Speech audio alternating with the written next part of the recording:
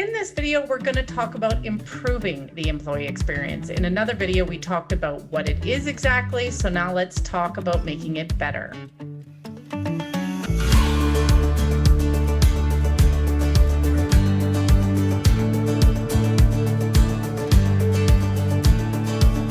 Hi there, I'm Andrea Adams and the host of HR Shop Talk. This is a show where you get all kinds of insight into HR. I encourage you to subscribe to the show by clicking on the button at the bottom of the screen, or you can subscribe to the podcast to keep learning from my smart and experienced guests. Today, my guest is again Gil Cohen. Gil's the founder of Employee Experience Design and has a passion for helping people co-create experiences that improve the business outcomes as well as the lives of employees. The work that Gil does focuses on aligning human and organizational needs for mutual benefit. Hi, Gil. How are you? I'm doing great. How are you doing today? I am very good and looking forward to this as usual. Okay, so first question here. Let's say you've been doing typical HR, but you just heard about this thing called the employee experience and you think, oh, jeepers, that's a great idea. What are the steps? So the first step is understanding what you have, understanding what the employee experience looks like right now from the perspective of your employees. Finding out what matters to them, when are the moments that matter, what are their motivations, why they stay, why they leave, why they're more or less productive. That's where you need to start. You also need to start to make sure that EX is a business activity. So this isn't just about looking at, oh, how is everybody doing? How is everybody feeling? But also looking at how does that align with what the company is trying to accomplish? So at the same time, you need to do an audit of what is it that the organization needs from people? Do we need people who are, very risk averse? Do we need people who are innovative thinkers? Do we need people who might not be necessarily the most personable, but they're great technical thinkers? Or do we need people who are more personable? What are we looking for from our organization? Because what you need to do once you've created the as-is scenario, the as-is experience, and you've looked at what is the organization trying to accomplish, you then look where the gaps are. That's how you start to make the movement. But one of the things I often make sure to tell people is that when you do that, when you recognize, employee experience is something you want to accomplish, employee experience is an evolution, not a revolution. For most companies, it's a very different way of doing people strategy. Okay. And you can't, for the most part, just tell people, change how you do things. Change your perspective. And so when it comes to EX, one of the values of finding that current state and finding that gap is knowing where to focus, where to start that evolution. It's like a snowball falling downhill. You're not starting with a giant snowball. You're starting with one snowball that then builds and grows over time. What's the right snowball for you? So understanding the experience that employees are having today, that could comprise literally a million things or more. How do you take all of that information and make it meaningful, something you can work with? There might be a million factors, but there might be only 10 that are really driving a change. Right? So because employee experience, it encompasses everything. It encompasses the technology you use. Well, my email provider is a factor in my employee experience. Yes. But does it make a big difference in it? Right. Does it really factor in my life? Yeah. Maybe if there are certain features, maybe if there's certain ways it can, but it's not necessarily a major factor. The biggest factor in anybody's employee experience is a person's manager. Gallup has found that 70% of the variation in a person's engagement comes directly from their manager. So that is one area that is easily focused on. Unfortunately, it's also I'm not going to use the word weakness, but opportunity for many organizations, because The manager has a huge role in the experience that other people have. Yes. However, most managers aren't promoted into the role because they're good managers. Most people are promoted into the role because they're good individual contributors. Mm-hmm. And then unfortunately, depending on the survey or the study you look at least 50% of them never receive any sort of training. Mm-hmm. Part of that employee experience is enablement. Mm-hmm. Well, part of that is enabling managers how they treat their people, how they support their people. Because when somebody becomes a manager, it's not usually about, well, how can you support your team's wellness? It's about how can you make sure that they get these numbers? That's immediately what we focus them on, instead of having them understand that it's a very human thing to be a manager. It's a very different thing than being an individual contributor when focused on tasks. Your job is around ensuring other people are successful at those tasks. So you talk about co-creation, and I think maybe even today, did you have a LinkedIn post on co-creation?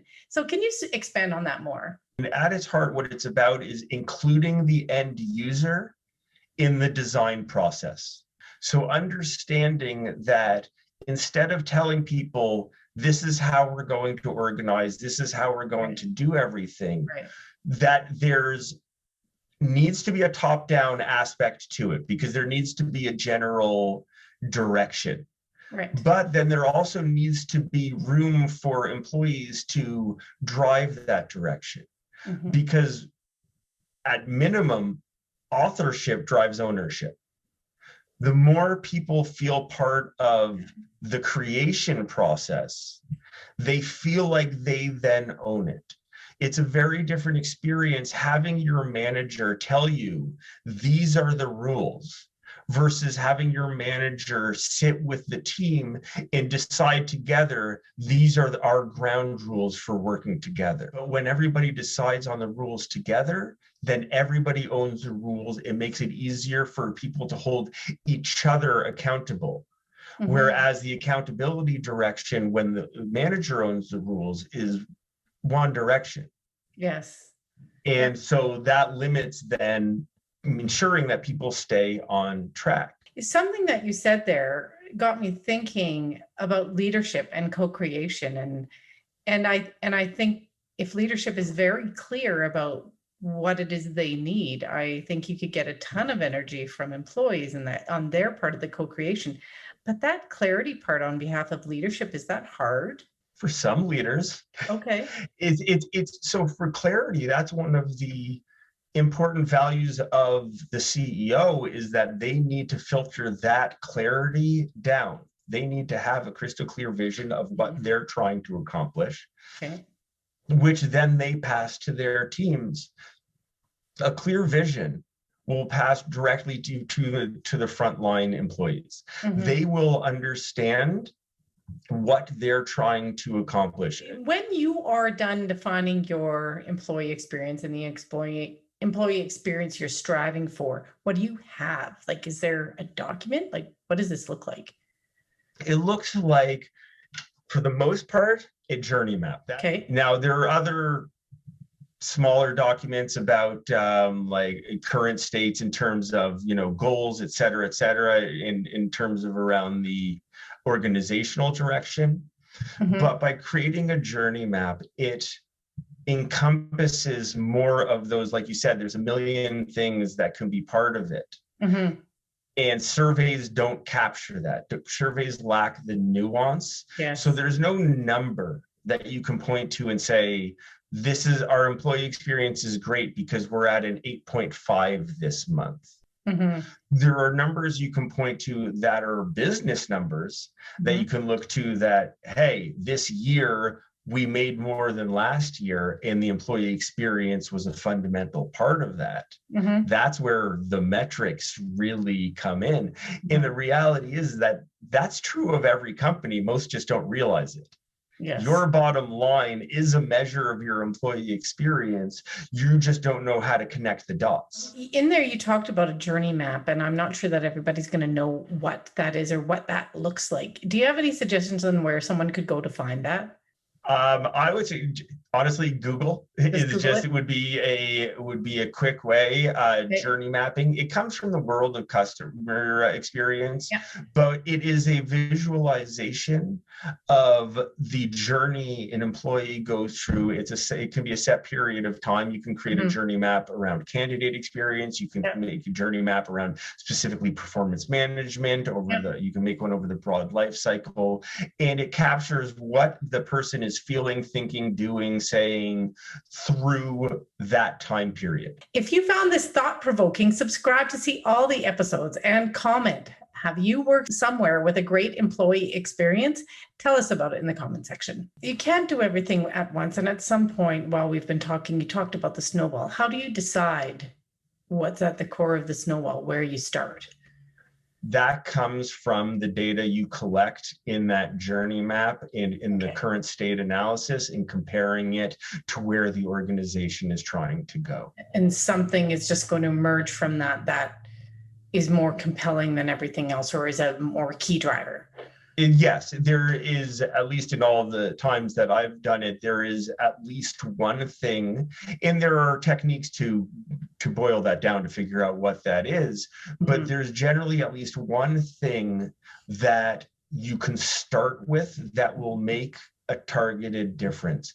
One of the things that a lot of leaders are surprised by is that one thing isn't usually a cost, it's a behavioral change. That is often what the requirement is. And so employee experience isn't about building a big tool or buying people things. It's about understanding what actually matters to them so you can do something about it. Because a lot of companies make decisions, again, from their leadership perspective because they follow the golden rule instead of the platinum rule. And so that's a mistake that leaders make, is they think, oh, everyone's like us. I'm having X issue. Let's solve X issue. Instead of understanding that everybody's having different issues, in the experience that leaders have is usually very different than the experience that everyone else is having. Yeah, for sure. I was actually going to ask you about that, and I didn't. About, like, is the employee experience expensive? It depends. It depends on where you are. It depends on your current situation, because if you have a leadership that is untrained and not actually capable of driving the experience that the company needs, there's going to be some stress to the system if you want to achieve that, whether it be changing leadership or the cost in training them, which can be significant, but ultimately worth it. It depends on where the need is that will tell you how expensive it really needs to be. It doesn't need to be a major cost, but it does require intentional thought and effort. Right. So you're not necessarily going to be spending, thousands of dollars on pool tables. No, but the thing about it is, I can't count how many leaders I've met that would be more comfortable spending thousands of dollars than actually considering some of the ideas they would need to do to make a better experience, because they're not comfortable, being open for feedback, understanding how to create a psychologically safe environment.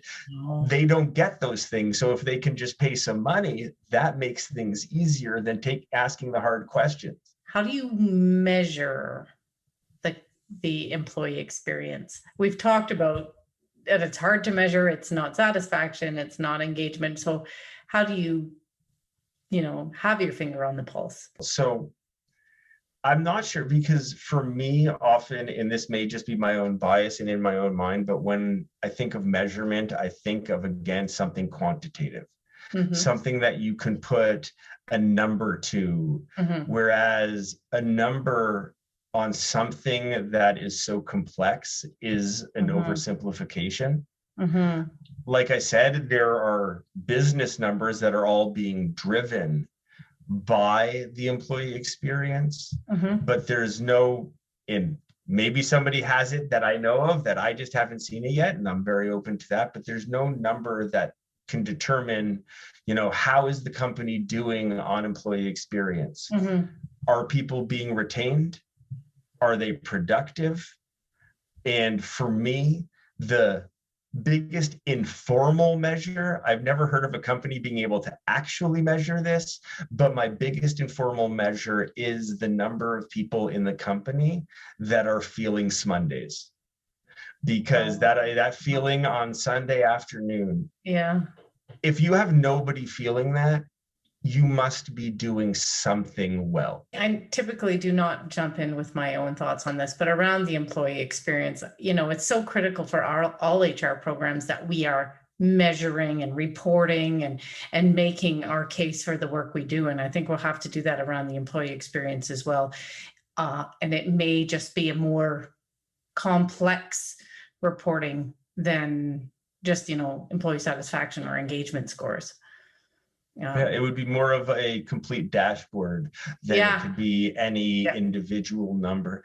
And the reality is that it also is something that ranges from group to group within the company. Yes. Because of microcultures, because there are just different organizations that prioritize one group over another. Better managers, exactly. And so just because you might have a great number for the overall company, you might have problems. And so that's why you need more nuance and more complexity than just a simple number to evaluate.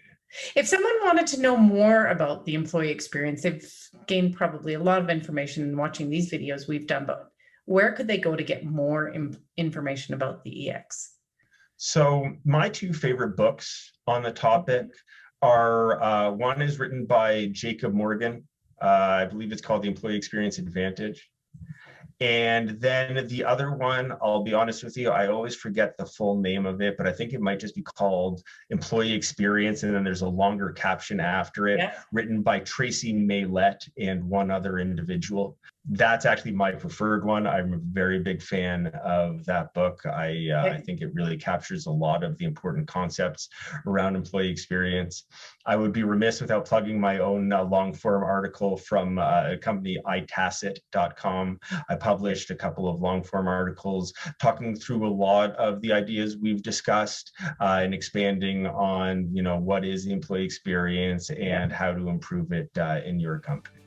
Okay, so I will add links to those in the description of this episode. Thanks, Gil. That was so thought-provoking. I did another episode with Gil that I've referred to on just what is the employee experience, and a link to that is right here. Thanks for watching and see you next time.